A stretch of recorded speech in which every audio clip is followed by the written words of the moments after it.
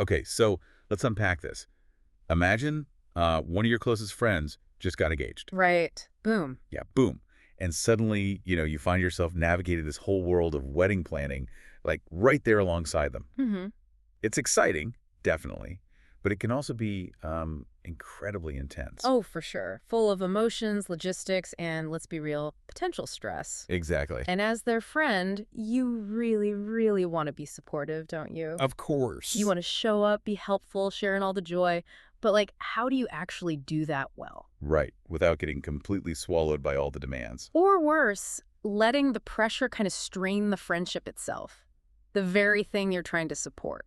That's really the heart of this deep dive, isn't it? Hmm. We've pulled together insights from a source that combines, personal experience, someone who's actually been that supportive friend through a bunch of weddings, and also the perspective of a professional wedding planner. Yeah, so our mission today is really to cut through all the noise and pull out the practical wisdom. Practical, yeah. What does actual support look like here in this specific situation? And how do you find that balance, between being there for your friend and also looking after yourself? That's crucial. And maybe most importantly, how do you make sure the friendship not only survives this whole thing, but actually thrives? Comes out stronger, yeah. Exactly. Through this, really transformative time.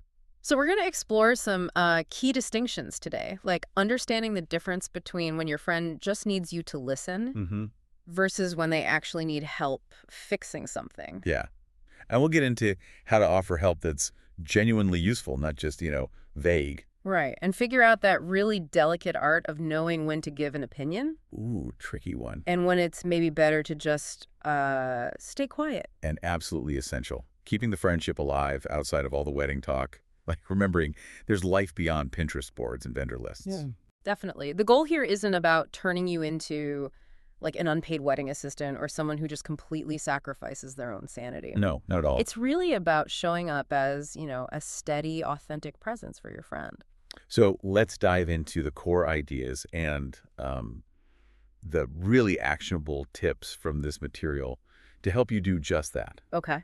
So right off the bat, one of maybe the most powerful points this material makes is about the fundamental nature of support in this whole context. Mm-hmm. It's often less about being a problem solver. Right. And much more about providing empathy. Yes, that distinction feels huge. It really is, because often your friend isn't actually looking for you to instantly fix their, I don't know, seating chart mess or their budget issues. I always know. Sometimes they just need to talk. They might need to vent about just the sheer volume of decisions Oh, yes. or process their feelings about, family dynamics that suddenly pop up. Yeah, the source actually mentions this wedding planner, Janie Cohen, who points out that couples often just need someone who can provide a sense of normalcy and perspective when everything feels overwhelming. Exactly. Not another logistical expert. Right. They need someone who can just validate that, yes, trying to coordinate 15 different family members for photos is inherently stressful. Totally. Or that choosing between two amazing venues is a genuinely tough call. It's not silly. It's about offering that listening ear and emotional support first, like really first and foremost. And tied right into that is respecting their vision. Oh, definitely. The material really emphasizes that you have to support their confidence in their choices. Even if the style or the theme or, I don't know, the color scheme isn't what you would pick. Exactly. It's about giving them your attention and positive reinforcement. Not your unsolicited design critique. Definitely not. Or a commentary on their guest list decisions. Ugh. Right. Just being that calm, non-judgmental sounding board can be incredibly grounding for someone who's just spinning in the wedding whirlwind. Okay, so building on that emotional foundation, the material then moves into practical help, and it offers some really smart ways to make sure your help actually, lands. Yeah, because we've all heard it, right? Or maybe even said it. Let me know if you need anything. Oh, totally. The classic offer. Yeah. And while it's well-intentioned, Of course. it often just puts the burden back on the friend to figure out how you can help, and then they have to ask you, which is another task for them. Right. Another thing on their list. Precisely. So what works better, according to the source, are specific offers. Often time-bound ones. Can you give an example? Yeah, the author shares one where her friend was just buried in researching DJs, totally overwhelmed. Okay. So she offered to take that specific task on. She said, I'll compile a spreadsheet of DJs within this budget, in this area, by Friday, with reviews. Wow, that level of specificity is golden. Isn't it? It shows you've actually thought about their workload and you're ready to take a clearly defined task right off their plate. And it could be anything, right? Like the DJ example, or maybe researching specific vendors or assembling welcome bags. Racking RSVPs, ugh. Or even just picking up snacks for a planning session they're having. Little things. Or sometimes practical help means like planning a non-wedding activity, Oh, that's a great point. taking them out for coffee or a Yeah. walk or just a really low-key dinner to talk about literally anything else. Yes. Sometimes that's the most helpful thing you can possibly do. A break. But there's a really critical caveat here in the material. Okay. Helping never means taking over or like pushing your own agenda. Right. Super important. You have to make sure your offers of help really align with her vision and her needs at that moment. Don't just jump into decisions she hasn't explicitly asked for your input on. No. And always, like, check her energy levels before suggesting another task or even another outing, right? Good point. Read the room. Yeah. Which actually leads perfectly into navigating that really delicate line between speaking up and knowing when silence is maybe the better option. Yeah, offering your honest opinion can feel so tricky when the stakes feel high. It really can. But the material offers a pretty powerful guiding principle here, basically. If she doesn't ask, don't tell. Okay. And that doesn't mean you're being, like, fake or disingenuous. Now, it means you're prioritizing her feelings and her confidence. Exactly. Over your personal taste. The author talks about a friend who chose a blush wedding dress. Okay. Not her personal style at all. But seeing her friend's absolute joy in that dress, her opinion was just irrelevant, so she kept it unspoken. Because your main role is to support her joy and her confidence in her decisions. That's the bottom line. However, the material does acknowledge there are times when speaking up, gently and kindly is important. Okay, like when? Well, say you notice a vendor is clearly, like, overcharging her. Or maybe if she's openly really distressed about family pressure, pushing her into a decision she doesn't want.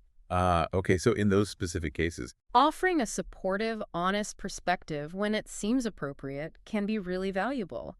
One bride mentioned needing someone who would give her the truth when she asked for it, but wouldn't just volunteer negativity she wasn't ready for. Yeah, it's about creating that calm, judgment-free space where she feels safe confiding in you, especially when things get complicated with family or other unexpected issues. Absolutely. Now, this next point feels foundational, like really fundamental for the health of the friendship itself, not just your role in the wedding prep. Okay. You must keep the friendship alive outside of wedding planning. Oh, 100%. Wedding talk can just become all-consuming, can't it? Totally takes over everything. The author actually made a conscious effort, she says, to schedule catch-ups with a strict no wedding talk after the first 5 minutes rule. I love that. Simple dinners, walks, just hanging out, focusing on jobs, relationships, life beyond the big day. It's about actively keeping up those normal friendship rituals. Yeah. Sending a funny meme that has nothing to do with centerpieces. Texting about a TV show you both love. We're just calling to chat about something completely random. It provides such welcome relief, I bet. Totally. It reminds your friend that they are still a whole person, not just the bride. Yeah, there's a great little story in the material about a maid of honor who just instinctively knew when her friend needed to step away from the spreadsheets and just go hiking instead. That's brilliant. And those deliberate breaks from wedding mode, they didn't just save the friend's sanity, apparently. They often made her more focused and effective when she did go back to planning. Makes total sense. Which leads us right into another absolutely critical piece of this whole puzzle. Which is? Taking care of your own feelings. Ah, yes. Being a supportive friend doesn't mean you have to become, like, a wedding planning martyr. Not at all. It's completely okay to acknowledge your own emotions. Maybe you're feeling a bit overwhelmed by the scale of it all. Or even feeling slightly sidelined sometimes, with all the focus on the wedding. Right. That can happen. And the material suggests maybe processing those trickier feelings with someone neutral first, like another friend or your partner. Before talking to the friend getting married. Exactly. No. And importantly, set reasonable boundaries around your time, your energy, your finances. Your needs are valid too. Yeah, if you have your own stuff going on, work demands, life events, or you just need downtime, it's perfectly acceptable to say no sometimes, or to set limits. The key is how you communicate those boundaries. Kindly, right? without making your friend feel guilty. Yeah, so instead of just being blunt, the material suggests framing it gently. Like, if cost is an issue for, say, a bachelorette party, Okay. maybe say something like, hey, I've looked at my budget and I can definitely make it to the dinner, but I'll need to skip the spa day, instead of just this whole thing is too expensive. That's a much better approach. And most genuine friends, they'll understand, they'll appreciate the honesty when it's delivered with warmth and care. They want you to be comfortable too, not stressed out. Okay, so finally, and this is a really important kind of synthesis point from the material, Mm-hmm. supportive friendship is not one size fits all. What one friend needs is going to be totally different from what another friend needs. Oh, absolutely. You really have to tailor your approach. Think about your specific friend's personality, their needs. Are they a verbal processor? Do they need to talk things through again and again? Or do they prefer quieter support, maybe just some space? Do they want solutions from you or just validation? It means checking in regularly, right? Right. Even just asking, hey, what do you need from me right now? That seems crucial. So crucial. And be prepared to adapt. Your support might need to change as the planning evolves. Good point. The initial excitement and big picture stuff eventually gives way to the nitty-gritty stress of logistics closer to the date. Right. The support needed during vendor selection is probably different from the support needed that final crazy week. Flexibility is absolutely key. So I guess the ultimate takeaway from all this is that perfect support, it doesn't really exist. No such thing. What matters most is just showing up consistently, authentically, and, with genuine care. Because when it's all said and done, the material really emphasizes this.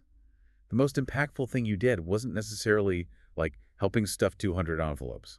Or finding the absolute perfect shade of napkin. Important at the time, maybe, but Right. What your friend is most likely to remember years later is how you made them feel.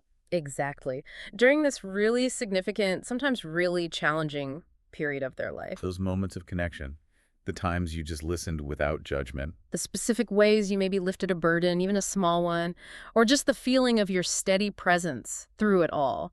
That often resonates way more than the planning details. Yeah, whether you ended up being their, unofficial therapist for a day, Uh-huh. or their research assistant for an hour, or just the friend who remembered to bring snacks to the dress fitting. Your presence and your thoughtful effort, that was the real contribution. Because really, at its core, being a truly supportive friend through someone's wedding isn't about achieving planning perfection. Or becoming indispensable. It's about navigating all that intensity together with the friendship itself right at the forefront. And, if you think about it, Mm-hmm.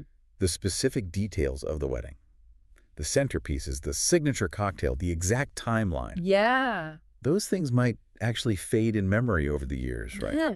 So what does that suggest about the effort you put into nurturing the friendship itself during that really demanding time? Hmm. That becomes the most beautiful, lasting part of the whole journey. Maybe.